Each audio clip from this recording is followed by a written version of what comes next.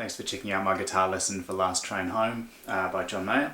If you haven't seen my cover that I've done, basically that puts all this into context. You've got the chords and the solo, and you can easily see where they line up and how it's all working. But basically we're going to go through in detail all of the chords and then all of the riffs and then the solo for the whole tune. So jump to any bit that you're particularly interested in learning or sit through for the whole lot. Yeah, thanks a lot for checking it out.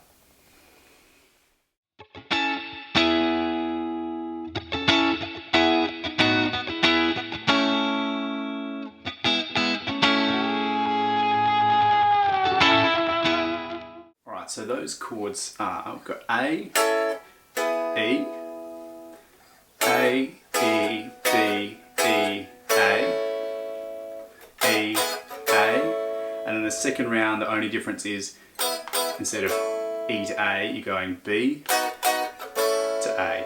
So that's the kind of main section. So I'll just go through those chords. You're looking at an A major chord, which is got a C sharp in the bass at the 11th fret. So basically the frets are 11th fret of the D string, 9th fret of the G string, and the 10th fret of the B string, and that's it, just that triad. So that kind of comes from that C shape, if you're familiar with the cage system.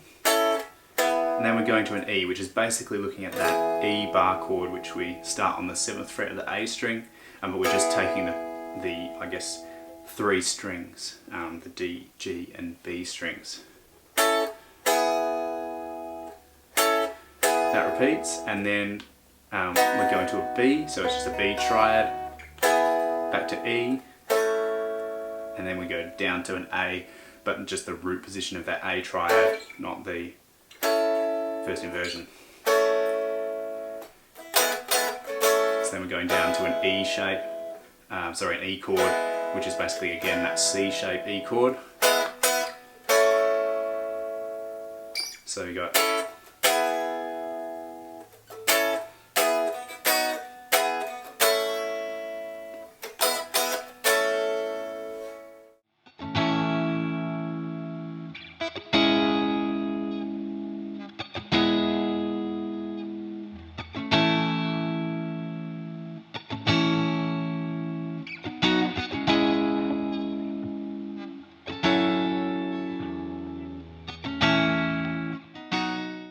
so for the next section I'm using basically bar chords, I'm just not playing the bass notes. So we've got an A, then we go up to a C sharp minor chord, and then an E, which you can play just here, but I kind of like that inversion there where you're just playing basically the same notes as the C sharp minor, just taking that pinky off. And then down to an A again,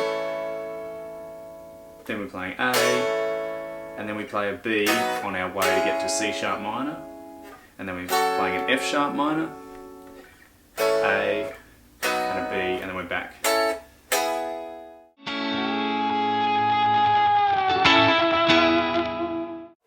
So for that one, basically I'm just bending up from the 7th fret of the B string, so that's an F sharp, a full bend up to the G sharp, so a whole tone. And then I find that just switching the pickups helps that sustain, but basically I think in the original recording the overdrive's just cranked up to the point where it's just sustaining. But I'm using a bit of that and then just bending down and then pulling off to the 5th fret, and I find that works pretty well.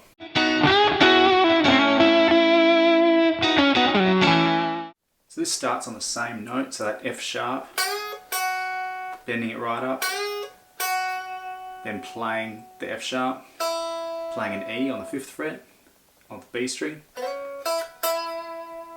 then you're sliding into the 6th fret of the G string, and then playing two notes on the E 5th fret of the B string. And then we're going to go down from that C sharp, which is the 6th fret of the G string, then playing the B, the 4th fret, sliding down, so from the 6th or the 5th to the 4th of the D string, so sliding down to an F sharp note, and then just playing that E, which is on the 2nd fret of the D string.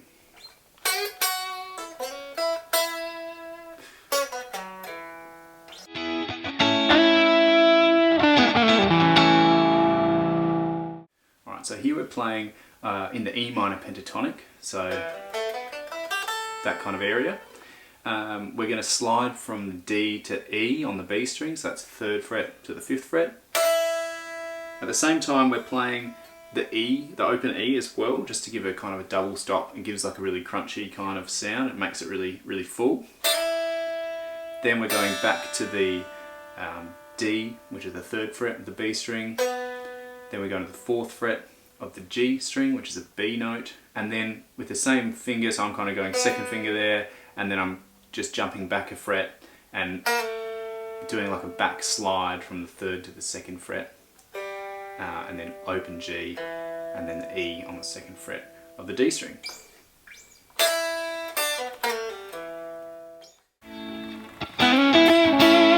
So this is basically just based on an A triad. We're going to slide from the 4th to the 6th fret on the G string, so it's a B to a C sharp, which is hitting the 3rd of that A chord.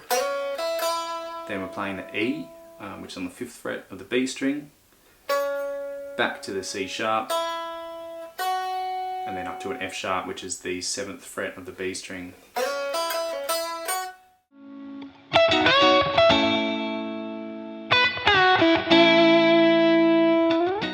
Alright, so this is a really nice lick. We're doing a couple of nice bends here. We're going to start off basically in the C sharp minor pentatonic, so we're changing to that one instead of the E minor pentatonic for the first time.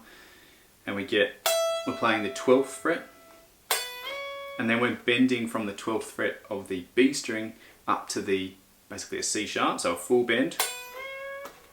So you want to hit that note, and then you're back to that E on the 12th fret. That's that first section. Then we are going back into the E minor pentatonic when we go to the 7th fret of the E string, which is a B, and then we're starting with the bend already up, and then we're dropping down to still that 7th fret on the B string, and then down to the 5th fret, which is an E. Alright, so this one's another bend. We're starting on the 9th fret of the B string, but we're just going to go up just a semitone, so just 1 fret. So it should sound that first note as an A, but we're starting it on that G sharp, which is at the 9th fret, just the bend's already in action. And we're going to go back down and then up and down. And then we're just playing the 9th fret of the G string.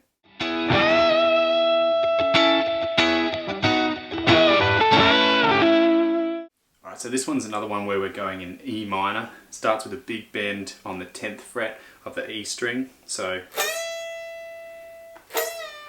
And then we're bending it down, and then we're just pulling off back to the 7th fret. And then we go to the 10th fret of the B string, and then we're doing another bend. We're going up a full tone, down again, then we're pulling off to the 8th fret, and then we're just finishing on the 9th fret of the G string.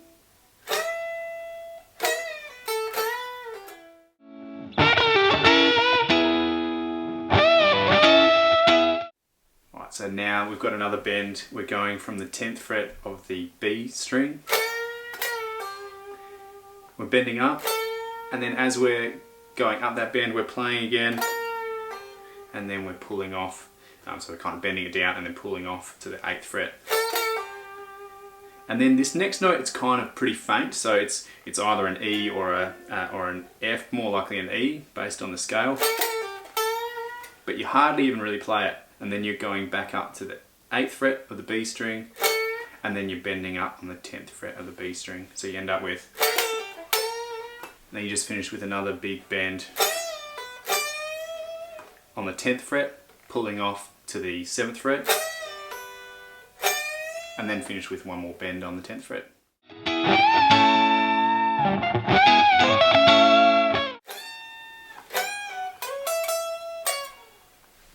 Alright, so we're starting with a bend from the 15th up to the 17th fret, so a G to an A on the high E string. Then we're going on the 14th fret, another full tone bend, and coming back down. So we're playing that E, then we're going to slide to the 14th fret on the B string, and then playing that 12th fret on the E string, and then you're just dropping back down. That's pretty much it for that one.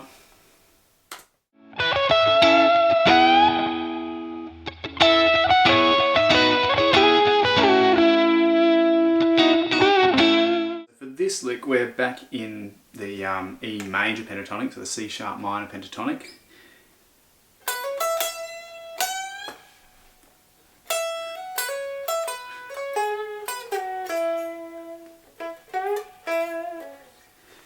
So we're going from the 12th fret on the B string, hammering onto the 14th fret, a couple of notes on the E at the 12th fret of the E string, and then we're bending up from the 14th fret of the E string.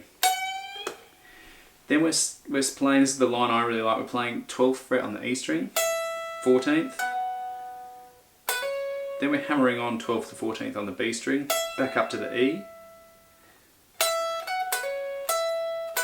then we're going to the 12th fret of the B string, 14th fret, sliding up to the 13th fret of the G string, so it's playing that E, outlining that E chord, going up to that B, sliding back down on the G string from the 13th to the 11th, and back to the 9th. So we get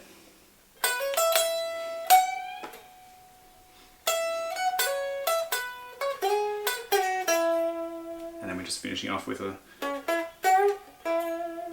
just kind of playing around in the 9th, 7th, bending up the 9th on the G string, ending on that 7th fret.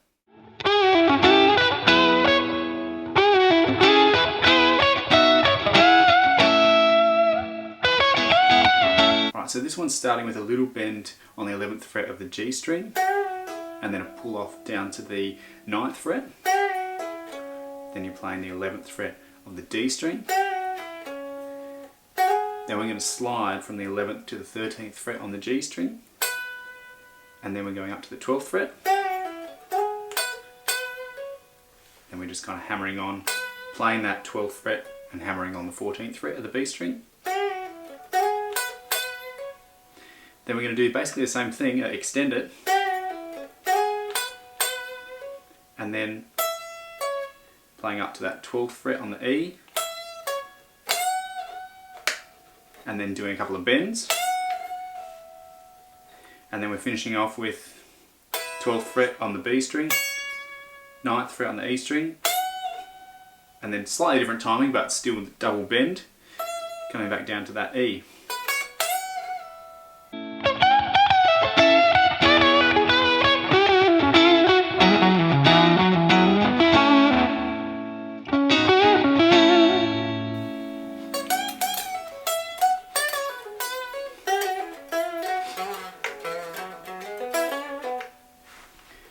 So this one's a really nice lick. It's basically just repeating a similar kind of motif a few times.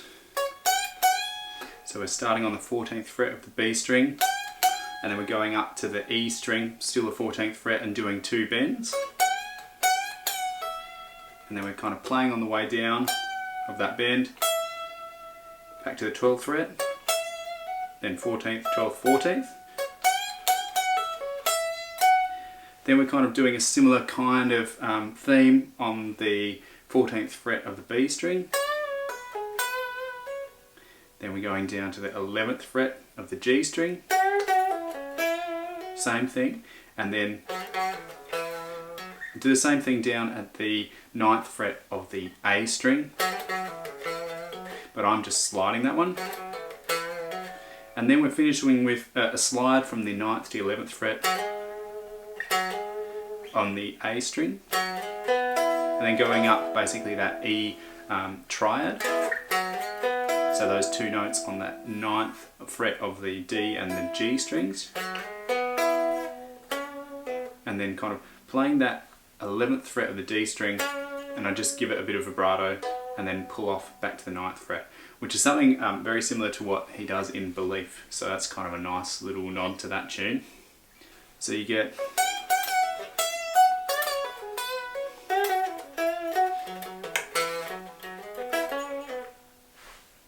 Yeah, so that one's all in the C sharp minor pentatonic, or the E major pentatonic. So I hope that's helped just to go through that solo, and it's a nice example of those two different pentatonics and how you can mix the major and the minor. And it's not too tricky, and it's nice that there's a few kind of shorter phrases in there, so it's a bit easy to learn. So hopefully it helped. Yeah, thanks a lot for watching.